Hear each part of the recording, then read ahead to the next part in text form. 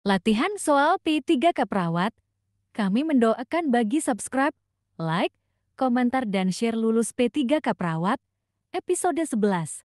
Soal nomor 1 P3K Perawat, seorang perempuan berusia 19 tahun dilarikan ke IG di rumah sakit setelah secara tidak sengaja merobek bagian brachial arterinya ketika berusaha melompati sebuah pagar dengan kawat berduri saat mengikuti kegiatan demonstrasi.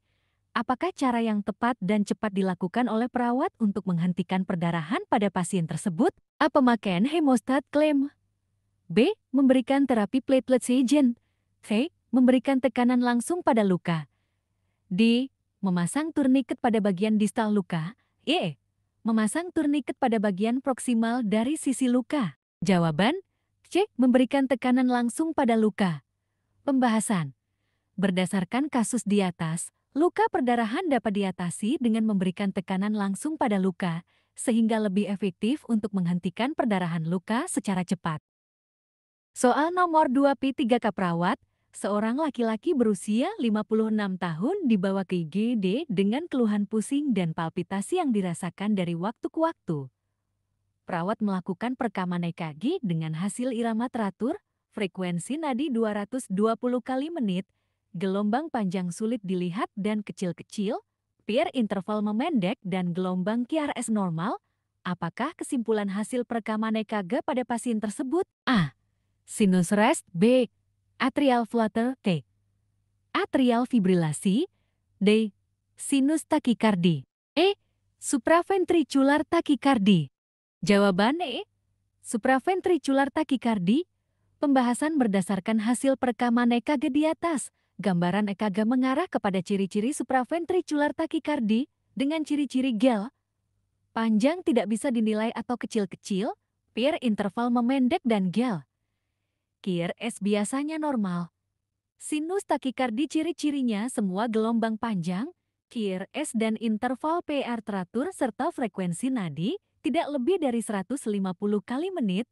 Sinus rest ciri-cirinya terdapat gambaran gelombang panjang, QRS atau terdapat satu kompleks gelombang yang hilang. Atrial flutter ciri-ciri adanya gelombang panjang yang seperti gergaji dan biasanya. Fibrilasi ciri-ciri memiliki irama yang tidak teratur dan frekuensi nadi 150 kali menit. Soal nomor 3 P3K Perawat, seorang pasien dilarikan ke IG di rumah sakit setelah mengalami luka bakar derajat ketiga akibat ledakan.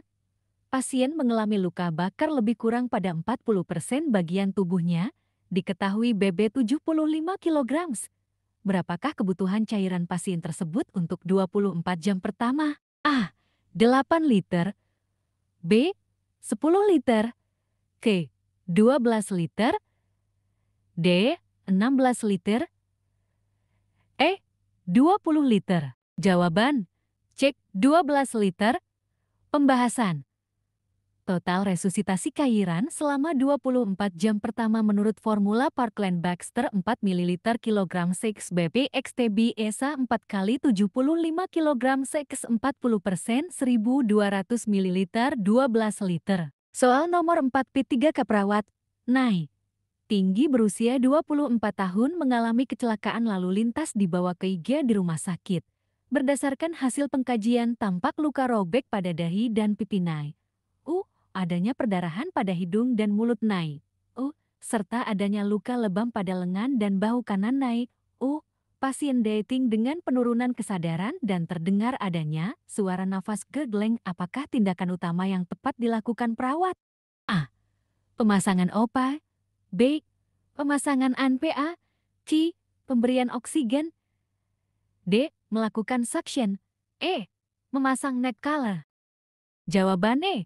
Memasang neck collar. Pembahasan.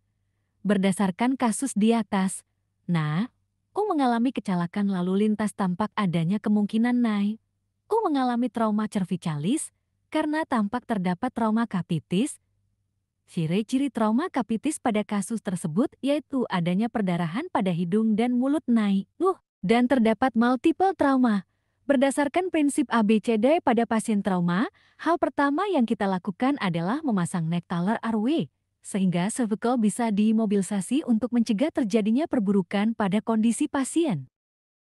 Soal nomor 5 P3K Perawat, Seorang anak berusia 15 tahun dibawa ayahnya ke IGD. Anak tampak sulit bernafas, sulit bicara, batuk dan terdengar bunyi napas teridor. Ibu pasien menjelaskan kondisi ini terjadi sejak 30 menit yang lalu ketika pasien sedang memakan buah salad. Apakah teknik pembebasan jalan nafas yang tepat dilakukan pada pasien? A. Chest thrust. B. Sapuan jari. T.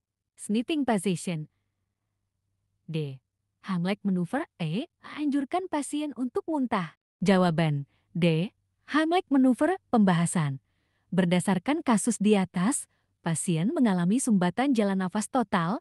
Pada remaja dan dewasa, pembebasan jalan nafas yang paling tepat dilakukan adalah Heimlich maneuver. Tindakan membuka jalan nafas yang dilakukan pada remaja atau dewasa sampai buah salad keluar dari jalan nafas pasien.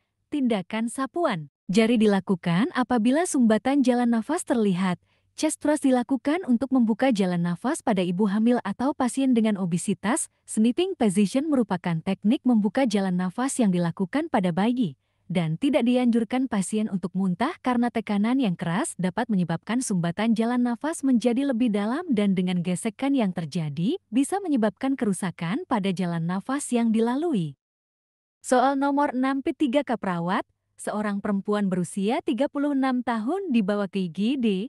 Pasien mengalami perdarahan di bagian abdomen akibat luka tembus dengan pisau masih tertancap di rongga abdomen, kesadaran menurun, GCS 6TD 90-60 mm hidargirum, frekuensi nafas 34 kali menit, frekuensi nadi 122 kali menit.